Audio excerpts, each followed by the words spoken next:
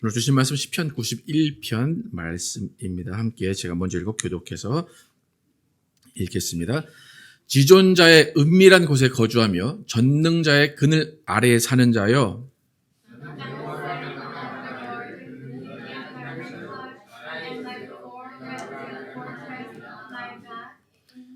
이는 그가 너를 내 사냥꾼의 올무에서와 심한 전염병에서 건지실 것임이로다.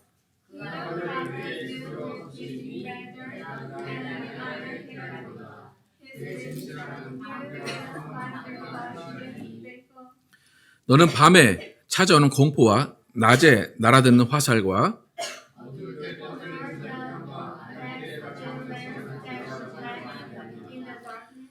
천명이 내 왼쪽에서 만명이 내 오른쪽에서 엎드러지나 이 재앙이 내게 가까이 하지 못하리로다.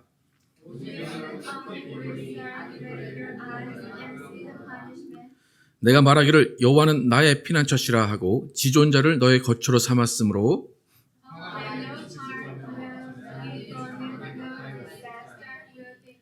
그가 너를 위하여 그의 천사들을 명령하사 내 모든 길에서 너를 지키게 하심이라.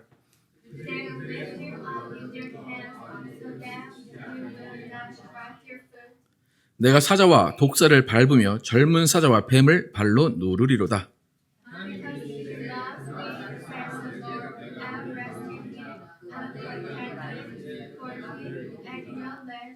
그가 내게 간구하리니 내가 그에게 응답하리라. 그들이 환난 당할 때에 내가 그와 함께하여 그를 건지고 영화롭게 하리라. 같이 읽겠습니다.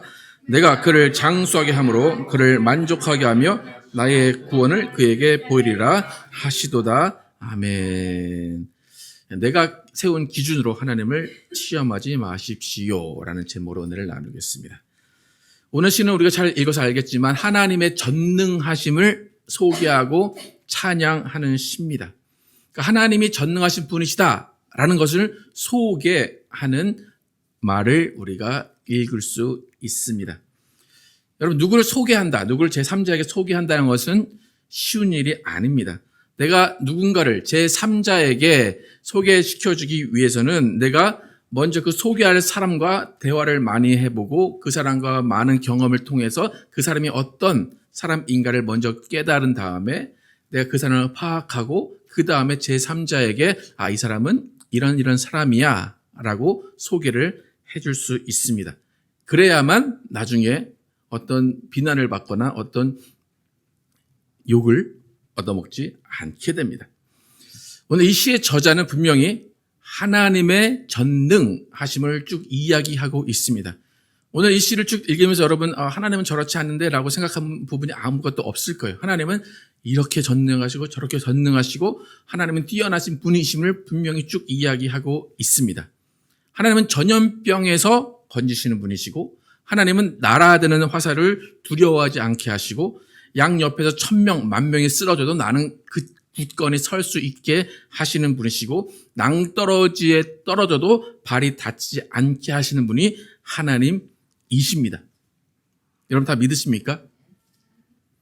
실제로 이루어지기 어려운 일들 가운데 그 일들을 이루시고 나를 지키시고 보호하시는 피난처가 되시는 분이 우리 하나님이십니다.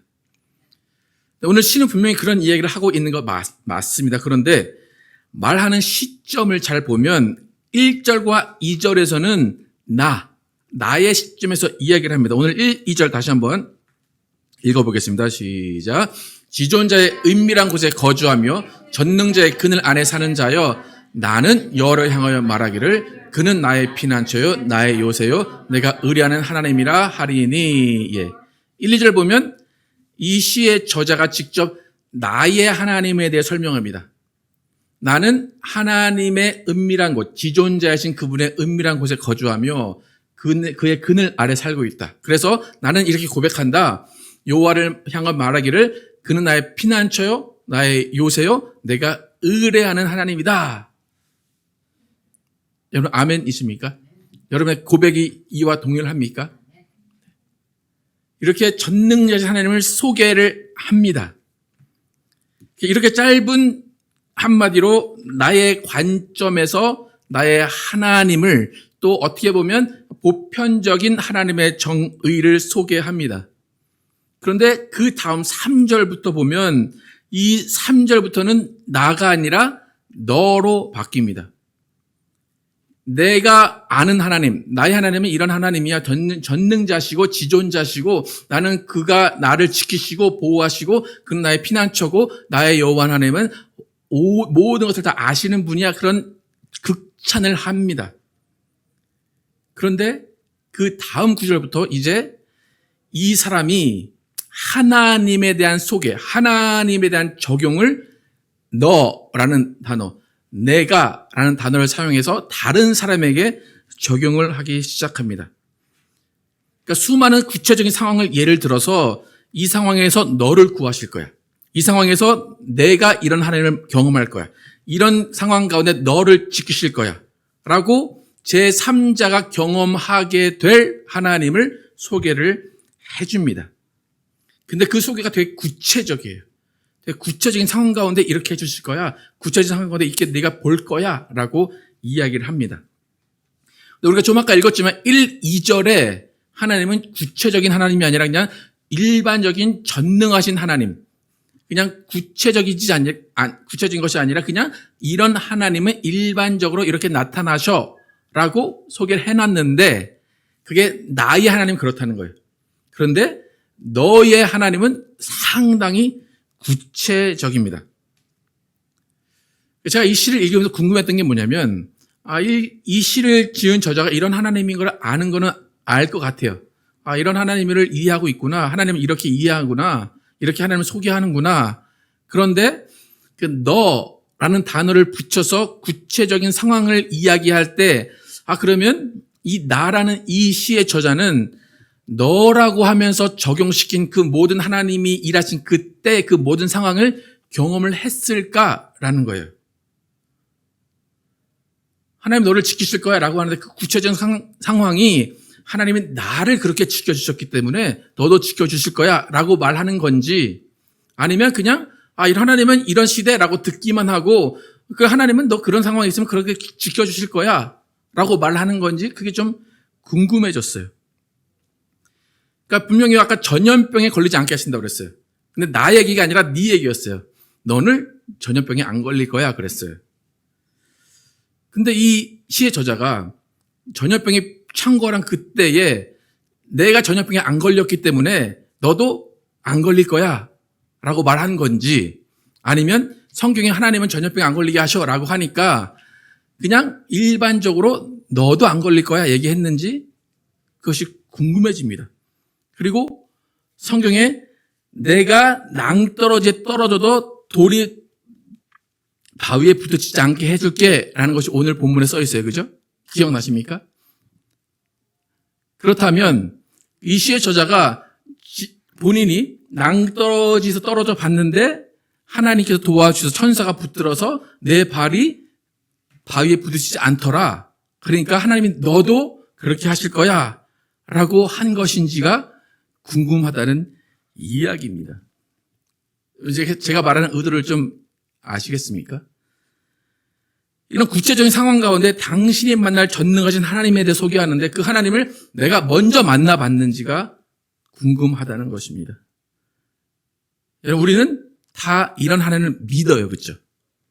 목사인 저의 입장에서 다 믿어요. 하지만 여러분이 이 말을 할 때는 이런 하나님을 소개시켜 줄 때는 필요한 것은 뭐냐면 여러분이 그런 하나님을 먼저 만나고 먼저 경험하는 것이 필요하다는 겁니다. 하나님이 전능하시다는 것을 부인할 사람은 아무도 없어요. 그런데 하나님이 전능하시고 피난처가 되시고 요새가 되시는 그 상황이 각자 모든 사람에게는 다 다를 수 있다는 겁니다.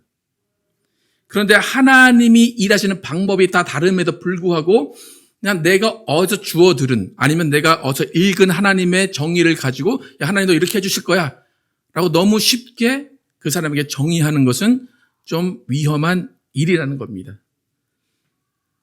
3절 다시 한번 읽어볼까요? 3절 다시 한번 읽어보겠습니다. 시작. 이는 그가 너를 새 사냥꾼의 올무에서와 심한 전염병에서 건지실 것임이라. 누구래요? 나예요, 너예요? 너예요. 그죠? 여러분 이 말 어떻게 생각하십니까? 우리는 이제 참 예를 들기 쉽게 다 전염병이 창궐하는 시대를 한 3년을 살았죠. 예. 어떤 목사님이 제 생각엔 이 구절을 너무 감명 깊게 읽으셨던 것 같아요. 새벽부터 이 구절을 너무 감명 깊게 읽으셨는지 코로나가 창궐하던 때에 강단에서 이렇게 말씀하세요. 예수 믿는 사람은 코로나에 절대 안 걸립니다. 믿음 없는 사람들만 걸리는 거예요. 혹시 들어보신 적 있습니까? 혹시 모르시면 제가 녹화까지 해놨으니까 한번 들려드릴게요. 그렇게 말씀하세요. 예수 믿는 사람은 코로나 안 걸려요. 예수 안 믿는 저런 것들이 뭐 그렇게 얘기하세요. 그리고 얼마 안 돼서 그 목사님 부부가 코로나에 걸리셨어요. 거의 죽다 살아났어요. 그렇다면 이 목사님은 스스로 무엇을 증명한 거예요? 자기는 예수 믿지 않고 자기는 믿음 없는 사람인 걸 증명한 거예요. 스스로가. 그리고 이 교회가 이제 코로나가 휩쓸고 갔어요. 목사님이 걸렸으면 다 걸렸겠죠? 그리고 찬양단 전체가 코로나 걸리고 성도들의 상당수가 코로나 걸렸어요. 그러면 그 목사는 스스로 우리 교회는 예수 믿지 않는 교회입니다. 우리 교회는 믿음 없는 교회입니다를 스스로 먼저 선포한 거예요. 그죠? 여러분 이것을 세상 법으로 고소하면 어느 법에 걸릴까요? 허위사실 공표로 걸릴 수밖에 없겠죠? 그리고 이제 우리가 흔히 하는 말 공수표 남발이라는 것이죠. 이런 모습이 너무나 목사들에게 많이 나타나고 너무나 전형적인 크리스찬의 모습으로 비춰질 때가 많이 있습니다. 그분이 정말로 하나님께서 그 말씀을 주셨으면 모르겠어요. 야, 너희 교회는 코로나 걸리지 않을 거야. 예수 믿으면 코로나 걸리지 않아. 그렇게 정말 말씀을 받았다면 저는 할 말이 없어요. 그런데 우리가 받은 말씀이 내 삶에 적용되는 것은 분명합니다. 내 삶에 적용돼서 그것을 내가 지키고 따르는 것은 당연히 해야 됩니다. 그런데 내가 받은 말씀, 내가 읽은 말씀이 모든 상황에 적용되거나 너라는 3자에게 적용된다는 것은 아니라는 거예요. 그러니까 내가 받은 말씀 혹은 내가 읽은 말씀을 가지고 이 말씀이 당신에게 이루어질 겁니다 라고 하는 것은 어쩌면 위선이고 거짓일 수밖에 없습니다. 제가 이렇게 당당하게 담대하게 말을 하는 이유는 오늘 본문을 누군가가 그렇게 이용했기 때문입니다. 오늘 시편 91편 중에 여러분이 좀 들었을 만한 구절이 두 개 있어요. 11절, 12절 함께 읽어보겠습니다. 11절, 12절 함께 읽어보겠습니다. 시작. 그가 너를 위하여 그의 천사들을 명령하사 내 모든 길에서 너를 지키게 하심이라. 그들이 그들의 손으로 너를 붙들어 발이 돌에 부딪히지 않게 하리로다. 어디서 많이 들어본 말 아닙니까? 누가 누구한테 이 성경 구절을 갖다 들이댔습니까? 혹시 기억나십니까? 마태복음 4장 6절 7절 함께 읽어보겠습니다. 마태복음 4장 6절과 7절 시작. 이르되 내가 만일 하나님의 아들이거든 뛰어내리라. 기록되었을 때 그가 너를 위하여 그의 사자들을 명하시리니 그들이 손으로 너를 받들어 발이 돌에 부딪히지 않게 하리로다 하였느니라. 예수께서 이르시되 또 기록되었을 때 주 너희 하나님을 시험하지 말라 하였느니라 하시니. 오늘 시편 91편의 말씀을 누가 읽었습니까? 마귀가 읽었죠, 그죠? 마귀도 이 말을 받아들였어요. 근데 받아들였는데 누구한테 적용했어요? 내가 아니라 너에게 적용을 했습니다. 당연히 마귀는 이 말에 감동했을 리는 없어요. 이 말을 통해서 하나님을 믿었을 리는 없어요. 하지만 이 말이 지식으로 알아졌어요. 그리고 그 말이 결국에는 예수를 공격하고 예수를 비난하는 도구가 되었다는 겁니다. 예수, 이거 봐라. 너희 하나님 이렇게 말씀하시지 않았냐? 하나님 말씀이 이루어지냐 안 이루어지냐? 하나님 말씀이 이루어집니까 안 이루어집니까?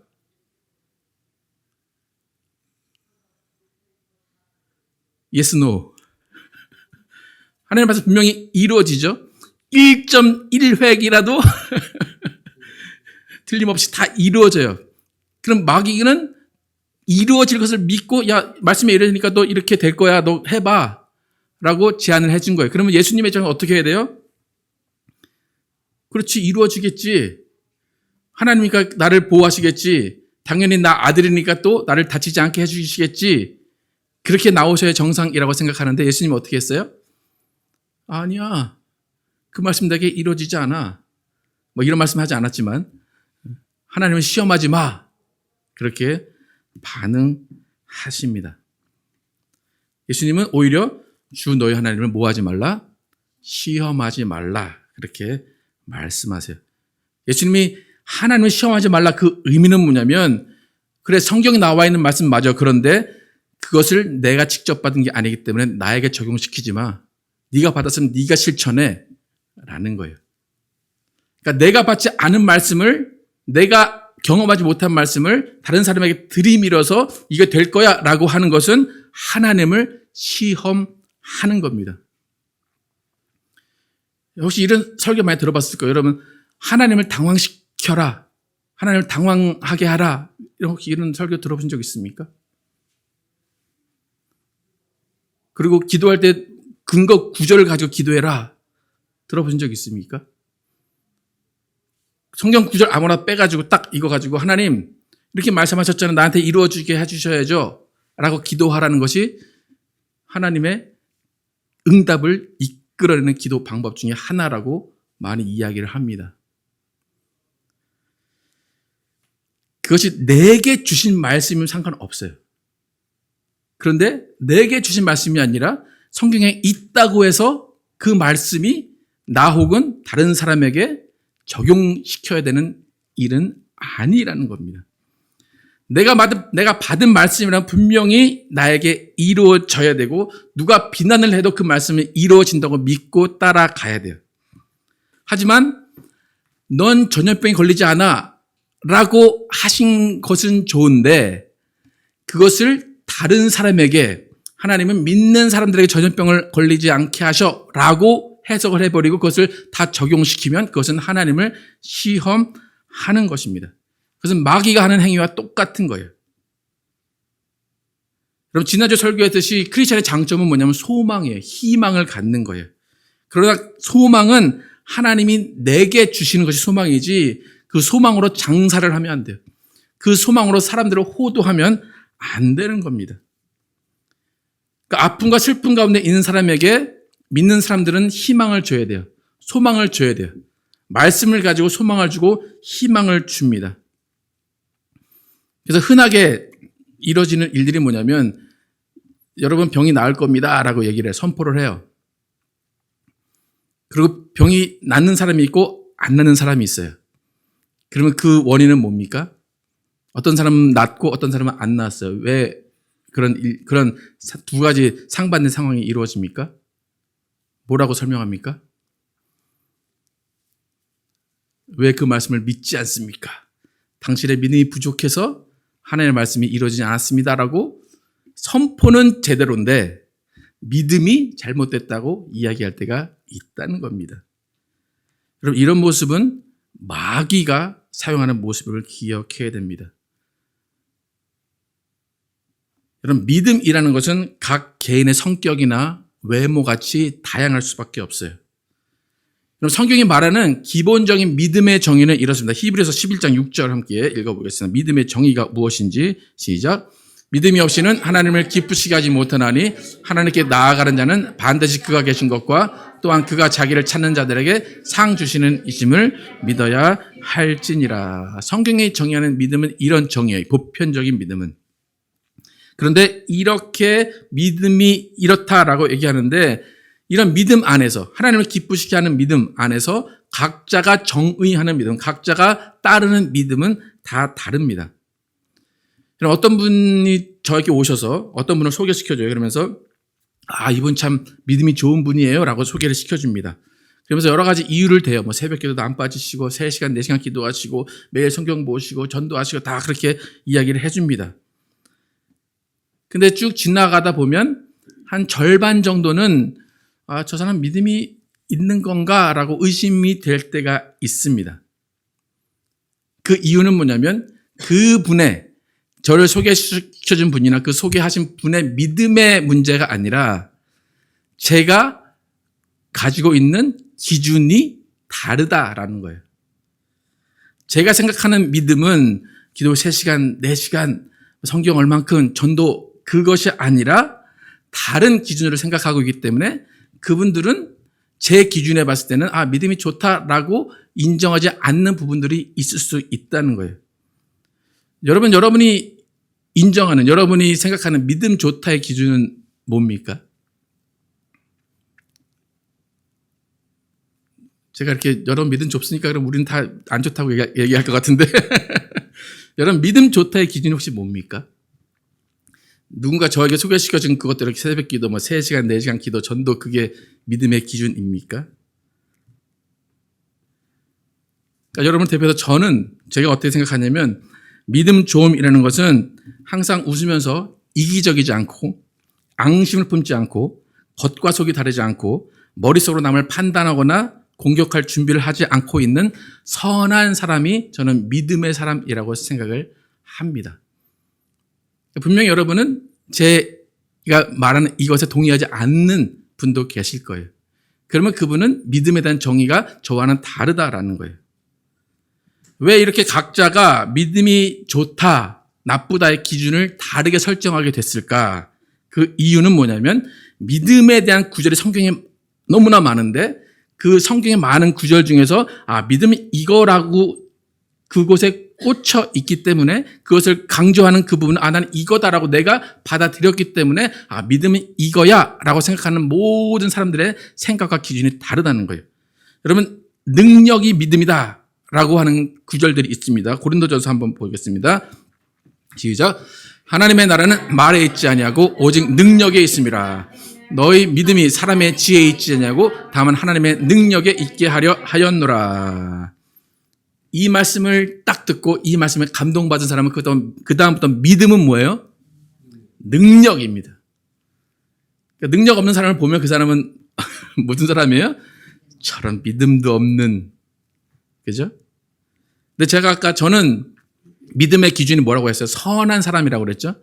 그러면 제가 아무런 근거 없이 그렇게 얘기를 할까요? 근거가 있겠죠? 디모데전서 한번 보겠습니다. 시작. 이 교훈의 목적은 청결한 마음과 선한 양심과 거짓이 없는 믿음에서 나오는 사랑이거늘. 19절 시작. 믿음과 착한 양심을 가지라. 어떤 이들은 이 양심을 버렸고 그 믿음에 관하여서는 파산하였느니라. 여러분 고린도전서, 디모데전서 다 바울이 쓴 이야기예요. 근데 바울은 한편에서는 믿음은 능력이다. 또 한편에서는 믿음은 착한 양심, 선한 양심이다. 그게 함께 있어야 올바른 믿음이다 라고 가르칩니다. 바울이 똑같은 사람이 한 말인데도 불구하고 어떤 사람은 디모데 전서를 따른 사람이 있고 어떤 사람은 고린도 전서를 따른 사람이 있어요. 그러면 믿음의 양상이 달라지는 겁니다. 이런 강조점에 따라서 신앙의 노선도 달라지고 교단도 갈라지게 됩니다. 근데 분명한 것은 같은 하나님을 믿는 거, 한 분 하나님을 믿는 거예요. 그런데 믿음의 방식이 달라진다라는 것입니다. 그렇기 때문에 교회도 철학이 있고 그 철학에 따라서 나는 이 교회가 좋아, 나는 이 교회가 좋아 라고 갈라질 수밖에 없는 거예요. 제가 이 말씀을 드리는 이유는 믿음에는 분명히 다양성이 있다는 겁니다. 또 성경을 읽어도 내게 들어오는 말씀, 내게 적용되는 말씀이 다르다는 겁니다. 근데 그 말씀이 내 기준이 될 수 있어요, 삶에. 근데 그 기준은 누구의 기준이에요? 나의 기준이에요. 나의 기준의 말씀, 성경이 이렇게 있어요. 그런데 그 말씀의 기준을 남에게 들이대면 그 말씀은 하나님을 시험하는 말씀이 된다는 것입니다. 그래서 우리의 믿음은 내 믿음을 다른 사람과 비교할 수 없는 거예요. 내 신앙을 다른 사람에게 적용시킬 수가 없는 거예요. 그러니까 우리가 흔히 하는 실수 중에 하나가 부모님들이 부모의 믿음을 자녀에게 적용시키고 싶죠. 그러면 부모가 받은 말씀을 자녀에게 적용을 시키고 싶어요. 근데 자녀가 그걸 받아들이든가요? 아니죠. 그럼 그들이 하나님을 믿지 않는 것일까요? 아니라는 거예요. 그들은 그들 나름대로 하나님의 말씀을 주시는 거예요. 그게 우리가 볼 땐 가벼워 보여요. 야, 저렇게 믿어도 저게 믿음이냐라고 할지도 모르지만 그들의 믿음은 그것으로 하나님이 사용하실 수도 있다는 것입니다. 그럼 내가 만난 하나님이 크고 내가 만난 하나님이 전능자이시라면 다른 사람에게도 그 사람에 맞는 분량만큼 하나님이 전능자로 나타나시고 하나님이 크신 분, 피난처로 나타나실 것입니다. 이런 교회가 세운 방침들이 여러 가지가 있어요. 근데 그 여러 가지 방침에 따르지 않으면 정죄와 판단의 눈으로 바라보는 것이 아니라 관용과 이해의 눈으로 바라보면서 하나님이 그 사람을 세워 가기를 바라는 것이 건강한 교회의 모습입니다. 여러분, 하나님은 전능자라고 오늘 고백합니다. 전능자라면 각 사람의 성격대로 그 맞춤형 믿음을 갖게 하실 것입니다. DNA대로, 취향대로 하나님의 일을 이루어 줄 것입니다. 여러분, 너무 다른 사람에 대해서 걱정하지 마시기를 축복합니다. 여러분, 자녀들 너무 사랑하시는데 걱정 붙들어 매시기를 축복합니다. 왜요? 하나님은 무슨 분이시기 때문에? 전능자이시기 때문에. 하나님은 피난처이시기 때문에. 하나님은 요새이시기 때문에 나만 구원하실 것 같죠? 나만 요새로 있고 나만 피난처가 될 것 같죠? 근데 하나님은 저들도 피난처로 계시고 저들도 요새로 계시는 거예요. 그것이 우리의 사랑인 건 맞아요. 남을 사랑하라, 서로 사랑하라 해서 그 사람을 사랑하는 건 맞는데 그 사랑하는 것이 도가 지나쳐서 말씀으로 하나님을 시험하는 행위가 되면 안 됩니다. 우리는 그저 예수 모르는 사람이 있다면 소개만 시켜주는 거예요. 혹시 여러분이 만난 하나님, 여러분이 만난 예수님이 있다면 그 예수님이 이런 분이셨어요. 저는 만났어요. 당신도 당신에게 맞는 하나님을 만나길 바래요. 라고 소개해 줄 뿐입니다. 여러분, 내 상황과 삶에 주어진 말씀과 믿음으로 내가 경험한 하나님을 소개하는 것까지만 우리의 일입니다. 내가 세운 기준, 내가 읽은 말씀을 다른 사람에게 적용하는 것은 우리의 할 일이 아닙니다. 그래서 나에게 주신 말씀에다가 너라는 말을 집어넣지 마시기를 축복합니다. 그냥 누구만 잘하면 돼요? 나만 잘하면 돼요. 그러면 전능하신 하나님이 너를 지키시리라 라는 것이 우리의 믿음입니다. 그래서 우리는 나에게 주신 말씀을 통해서 변화된 나를 보여주는 것이 우리의 이름을 기억하시고 내가 읽을 말씀을 다른 사람에게 적용해서 정죄하는 도구가 되지 않게 하시고 하나님의 전능하심을 인정하시면서 말씀을 하루하루 살아내시는 여러분과 제가 되기를 예수의 이름으로 축복합니다.